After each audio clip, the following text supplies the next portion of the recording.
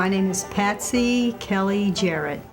I no longer use the name Patsy and haven't since 1977 because I became the Patsy. I became the scapegoat in a horrible nightmare which took away most of my life. The horrible nightmare began in July 1973 when 23-year-old Patsy Kelly Jarrett took a trip from Trinity, North Carolina to Utica, New York. She drove up in her 1969 blue Plymouth Roadrunner with a 31-year-old man named Billy Ronald Kelly. They were not related to each other. He was a happy-go-lucky guy, fun to be around. We became friends because he was a homosexual and I was a lesbian, and we clicked. We understood each other. I've never been anywhere but North Carolina, and so he asked me would I like to go to New York with him to meet some friends, and I said sure. Right there after we got to Utica, I met a woman named Jerry Scanlon. I met her at the Hub, which is a gay bar, and I went my way and he went his way. And, the summer was coming to an end, and I called my father, and he wired me $40 for some gas money to come home, and we came back together, and I resumed my life in Trinity. On the way back to North Carolina, Kelly was asleep in her car in some gas station in Virginia.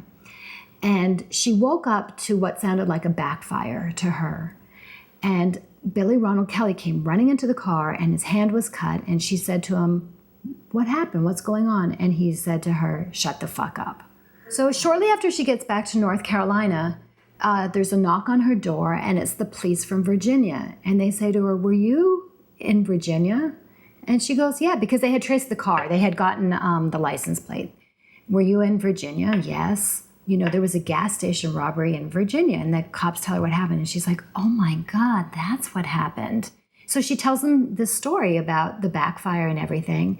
They investigate her, they pick up him, and they end up trying him in Virginia for murder. And she testifies against him, and he goes to prison. He gets a life sentence. But the nightmare continued. Police in New York reported a similar robbery murder outside Utica. What happened was, sometime between noon and 1, the gas station attendant, Paul Hatch, he was kind of a young kid, and he worked in a gas station. He was killed. At 12:50, somebody had come into the gas station and was waited on by somebody who was not Paul Hatch.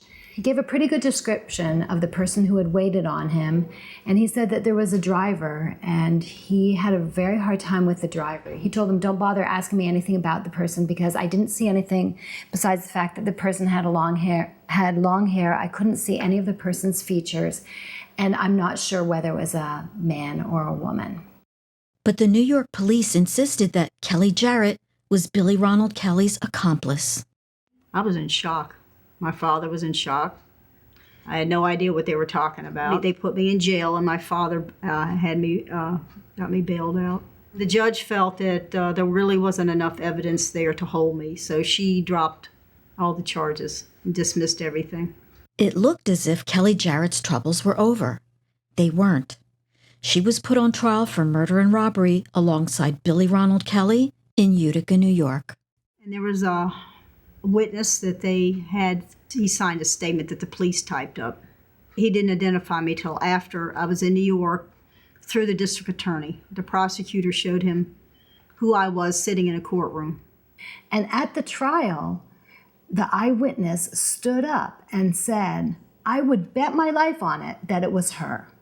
So you have to remember, 2.5 years earlier, 2 days after the crime, he can't say whether it's a man or a woman, and he can't describe any facial features.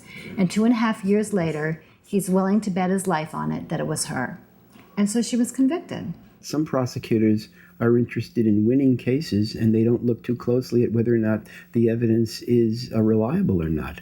They may have a witness who says that's the person, but is that witness reliable? Is that witness trustworthy? And some prosecutors don't look too closely at that. They don't even care. They just feel, I've got a winning case. I had an alibi. I spent all my time with Jerry Scanlon. I asked for them to call her many times. They threatened her, told her that if she said or did anything to help me, that she would be brought in and tried for murder herself. Right before the trial, the prosecution offered Kelly a plea bargain. Take a 5 to 15-year sentence for robbery. Avoid a jury trial and a possible sentence of 25 to life for murder and robbery. I think it's morally wrong to accept a plea bargain when you know that you've been accused and you'll be taking a plea bargain for something so horrible as that, and you know that you haven't done it. And she had total faith that she would be acquitted. There was no, physical evidence tying her to the crime. She did not want to stand up and plead guilty to something that she hadn't done. The trial finished and I received 25 to life for the murder and 5 to 15 for the robbery. Kelly Jarrett was so desperate to get out of prison that she tried to escape twice. She received more prison time. Down to the end, I believed in the American judicial system. I believed that if you were innocent, you would not go to prison. Over the years, Kelly Jarrett drew the interest of individuals and organizations that believed in her innocence. One of them, Washington Square Legal Services, filed a petition for a writ of habeas corpus. The writ challenged the witness's ability to identify Kelly as the driver in the getaway car. Then, in 1986, good news. Federal District Court upheld the writ. Witness identification had been flawed. Now, usually what happens if you win something like in federal district court, there's going to be an appeal. So she won. Clearly, the prosecution was going to appeal. But in that interim period before they filed their appeal, they offered Kelly the opportunity to plead guilty. They said, you plead guilty to a robbery, and we'll give you time served. Kelly refused to take the plea deal. The outcome wasn't what she had hoped for. She lost her habeas on appeal, and now she had to serve out the rest of her 28.5-year to life sentence. She had a chance to plead guilty and walk out of the courthouse into the light of day, into a life of freedom. It's just too, sort of like Shakespearean in its tragic overtones. Repeated applications for clemency went nowhere. After 28.5 years in prison, the only hope for Patsy Kelly Jarrett was parole through Sarah Bennett. There had been a series of gas station robberies. There was not only the Utica, New York one and the Danville, Virginia one, there were several others. I found a report that showed that they were actually excluded as suspects from a couple of those gas station robbery murders. That, to me, was one of the most important pieces of evidence that went to the senior parole officer. And when he saw that, that was a big turning point. In June 2005, New York State granted Kelly Jarrett parole.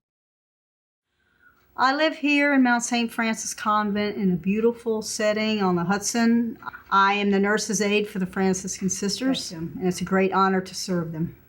God has a plan and purpose for everybody's life. I don't know what His is for mine, whether I join the order or to go somewhere else. I don't know. I'm just doing us one day at a time, just like when I was in prison, one day at a time. I just want to tell you how much I love you and how much I respect you and all your years of service you gave to the Lord. My immediate goals in life are to be able to go back to college and obtain an RN license to be able to do nursing. With 2 felony convictions on her record, Kelly Jarrett cannot become an RN. Only a presidential or governor's pardon can vacate the felonies and make her goals real.